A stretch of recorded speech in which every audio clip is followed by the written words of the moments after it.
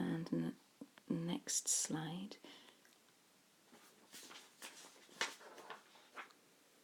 It was midday, mid-May, pre-tourist sunlight in the precincts of the god. The precincts are a sort of street that's surrounded or hemmed in by buildings or fences or something. So I think in this respect it's got a sense of security and coziness and protection from the wide expanse of the outside world for him. And then you've got the god as well there. You've got the midday, mid-May, you've got that nice almost repetition but definitely rhyming there as well.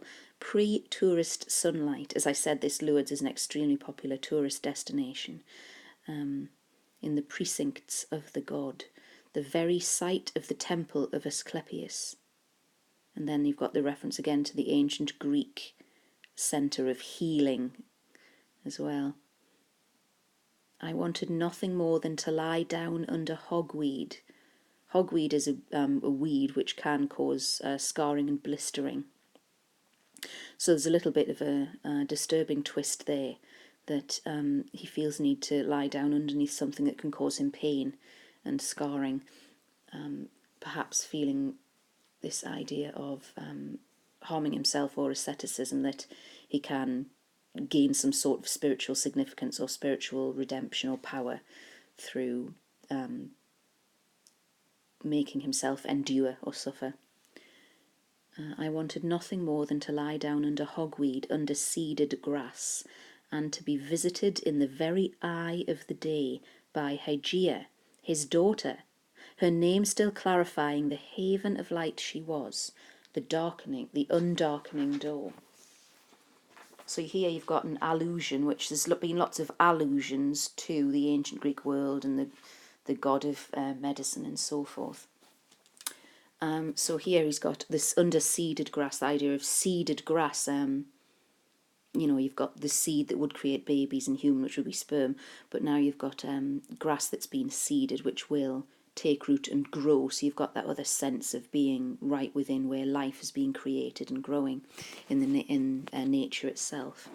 And to be visited in the very eye of the day. That's quite interesting. The eye of the day, that metaphor, as if the day is watching or personifying the day, by Hygeia, his daughter, and this allusion, Hygeia, which is where hygiene and hygienic comes from, that term for being very clean. So in Greek and Roman mythology, Hygeia was the daughter of Asclepius, the god of medicine. She was the goddess and personification of health, cleanliness, and sanitation. So he's wanting that purification, almost that cleansing, to feel very, very at peace and without blemish in a way. By Hygeia, his daughter, her name still clarifying the haven of light she was. So you've got the allusion to light and brightness, linking up again to the sunlight here at the earlier verse.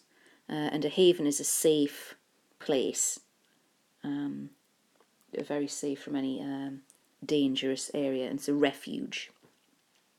The haven of light she was, the undarkening door, that undarkening, which isn't strictly a word in itself, but it's also got that sense of bringing light and brightness into the world, and going right back, I think, to in the very first few verses of the whole poem, when the doctor is walking up and he darkens the door for a minute, and then you get the clearness again once he's moved and left.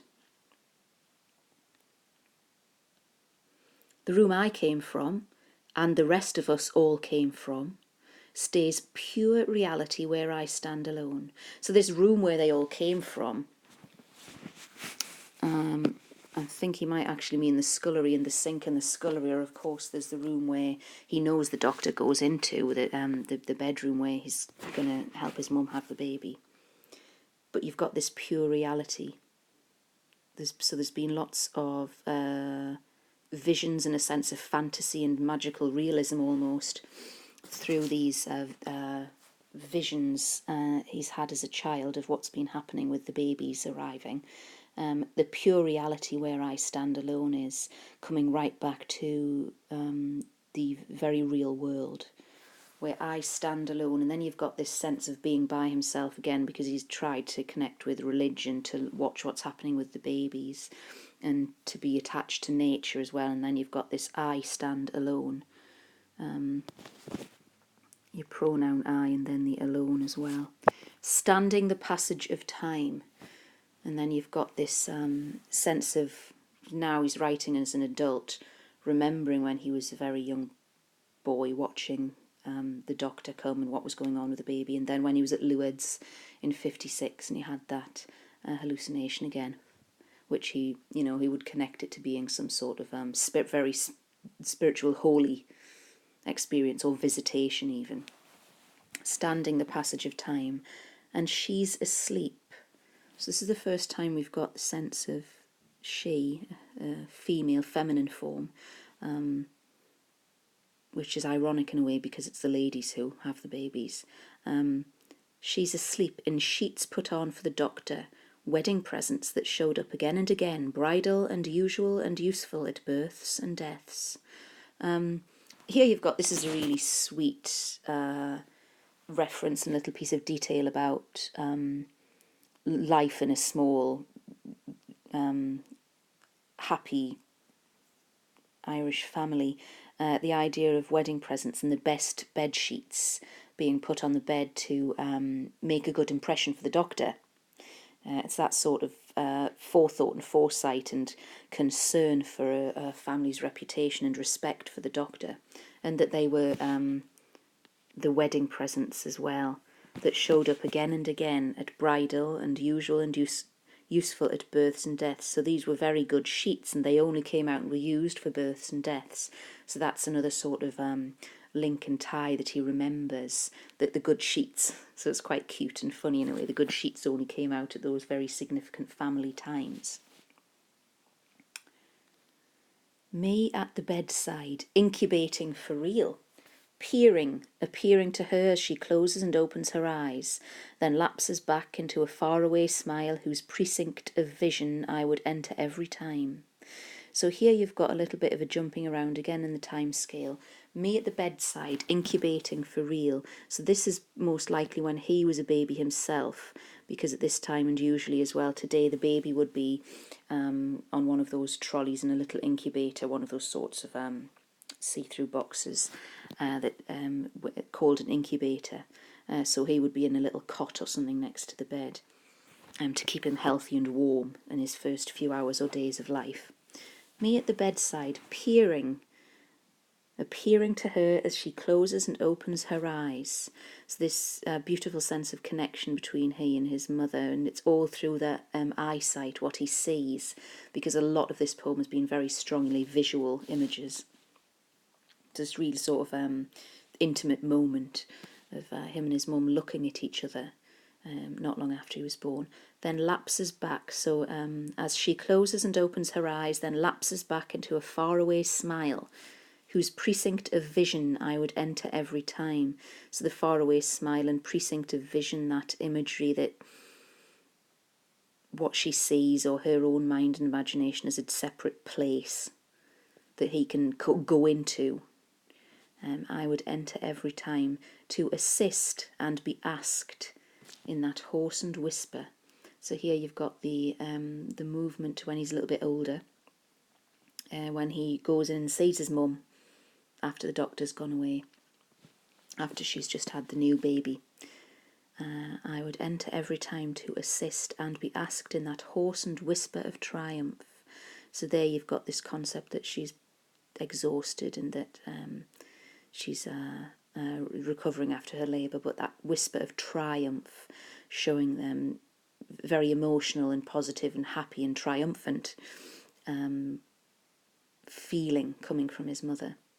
And what do you think of the new wee baby the doctor brought for us all when I was asleep?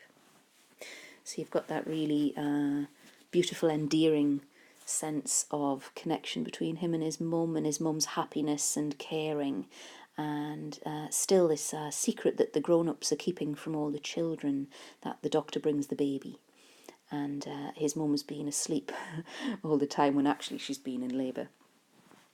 The sense of dialogue here as well, the new wee baby, that dialect and accent, and the doctor brought for us all that sense of community and connection for the family when I was asleep.